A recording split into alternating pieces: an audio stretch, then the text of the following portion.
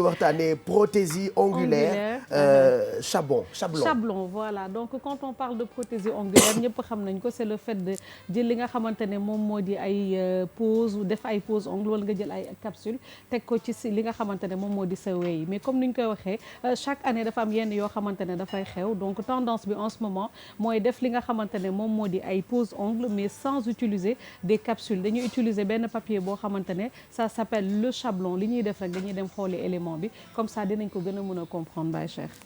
procédé bi moo tudd chablon c'est ça. voilà moo tudd chablon en ce moment Pape Cheikh moom moo nekk tendance au niveau de l'esthétique ci biir wàllu li ñu duppee la prothésie ongulaire donc comme ni ngeen ko gisee à l'écran donc c'est juste un papier bu ñu tuddee patron comme par exemple ñi nga xamante ne ay tailleur nañu booy def genre patronage donc c'est pareil c'est un papier boo xamante ne moom ngay jël enroulé ko ci doigt wu nit ki et à partir de ça on prend du gel ñu tabax li nga xamante ne moom moo di wey bi donc ce qui veut dire que maintenant on peut faire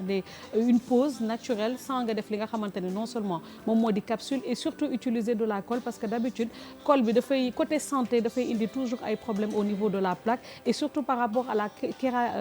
la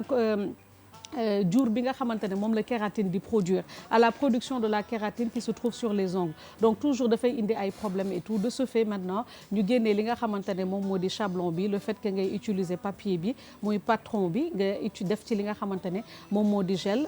placer ko ci tabax ko ni mu la waree nga dugal ko nag ci benn li ñuy duppee la lampe UV ou la lampe LED en ce moment en tendance aussi c'est la lampe LED parce que juste en 30 secondes dina fixer li nga xamante ne moom moo di wee bi boo ko dindee tu façonnes tu mets tout ce que tu veux comme kii ni ngeen ko gisee dafa def li nga xamante ne moom moo di décoration donc amaat na beneen boo xamante ne aussi dañ ko créer c'est toujours dans le même style moom la ñu tuddee le polygel aussi gis ngeen ko mooy deuxième modèle bi nga xamante ne won na ko c'est à peu près la même chose mais boobu nag différence bi mooy dañuy utiliser li nga xamante ne moom moo di gel UV ak liquide acrylique bi ñuy nekk la plupart ci résine moom ngay jël toujours appliquer ko ci benn capsule façonné ko ak le liquide bi ñuy duppee le liquide acrylique bi ñuy utiliser d'habitude avec la résine nga teg ko ci weewu nit ki directement on ne met toujours pas de colle boo ko dugalee ci lampe LED bi après da ngay dindiwaat li nga xamante ne moom moo di capsule bi tu ranges ça et de ce fait di nga amaat sa wee te doo utiliser li nga xamante ne moom moo di wee. lan mooy njëriñam pour émailler la wala pour. voilà au fait c'est avoir un ongle naturel voilà rafetal la ba pare da ngay am ongle boo xamante ne. voilà da ngay am un ongle naturel. suñu defee colle day métti seen wey. day métti seen loxo boo ko dindee day décomposer wey bi ngeen di teg ci kaw colle. looloo tax ma naan la santé parce que xam nga colle bi dafa am ay produits chimiques te bul fàtte ni que li nga xamante ne moom moo di plaque wee bi dafay jigéen rek la femme bëgg rafet donc par rapport à la santé de l'ongle c'est mieux de faire une pose ongle sans utiliser li nga xamante ne moom moo di colle bi parce que dafay wàññi li nga xamante ne moom moo di production kératine wee bi boo gisee nit ki taamu pose normalement au départ au tax ñu doon def pose c'était une thérapie pour faj li nga xamante ne moom moo di wee bi nga bàyyi ko mu noppalu ko plaque bi mën a génn normalement mais comme dañ koy def abusément comme tout le temps nit dañu bëgg di pose bu yàggee nag dafay endommager li nga xamante ne moom moo di sa plaque léegi déjà boo utiliser wul colle bi dina lay aider ba pare la plupart quand on utilise de la colle nit yi dañ koy bàyyi ba mu yàgg te puisque wee bi day pousse sans t'en rendre compte booy fóot ak wala di menace l'eau rentre au niveau de la plaque et sous l'ongle ce qui fait que moom ak ndox bi dafay joxe li nga xamante ne moom moo di ay moisissures ñi tàmm pose xam nañ ko boo ko dindee tu te retrouves avec des taches vertes yoo xamante ne dina endommager sa plaque bi ci boppam indi le problème moo tax ñuy utiliser lii léegi nag ay astuces yoo xamante ne dinañ ko joxaale nit il faut savoir que boo defee dara da nga koy respecter en 15 jours ou bien chaque 20 jours wala un mois maximum war nga dem seeti c'est esthéticienne mu rempliral la ko ba pare ay astuces yi nga xamante ne les gens qui ont toujours des problèmes de moisissures yi nekk seen kii mun nañ utiliser voilà bi pose bi la au fait moi j'ai pas fait j'ai fait le gel ak li nga xamante ne moom moo di capsule bi par contre ça n'a rien à voir mais soo wakkatu war na neex de waaw da ngay yëg neex loolu leer na sama waa ji yàlla booy wokk keneen sax donc léegi nag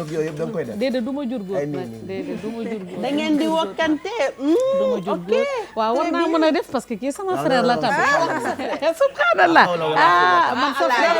la hawla wala quwwata illa billah subhanallah c'est pas bon ça toi tu n'es pas gentil yow wuyu ma bu ma jóg dañ dem ci lii yan baaraam lay wokkee. juróom yëpp. bu ndaw bi war naa mën de wala. déedéet boobu day jur góor man yii rek.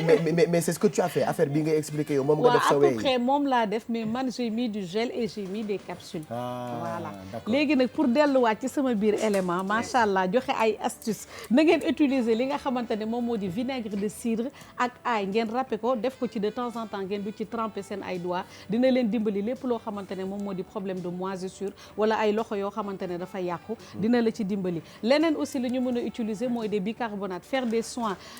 que ce soit les mains que ce soit les pieds di ci def toujours li nga xamante ne moom moo di bicarbonate non seulement ça ramollit les peaux mortes et les cuticules dina mën a denc nu mu waree wala aussi ngeen utiliser les pépins de pamplemousse maanaam doomu pamplemousse yi aussi de temps en temps di ko jël wala kii bi ci boppam dugal ci seen loxo di ko ci nettoyer ça va vous aider à avoir de beaux ongles Baye Cheikh. Très intéressant lii mën nañu ko trouver fépp ah. Oui, partout. Oui, les instituts de beauté, les instituts de beauté et l'idéal maintenant, ils ont fait des ça peut durer 3 semaines. am na chablon amoon na beneen boo xamante ne wax naa ko aussi le polygel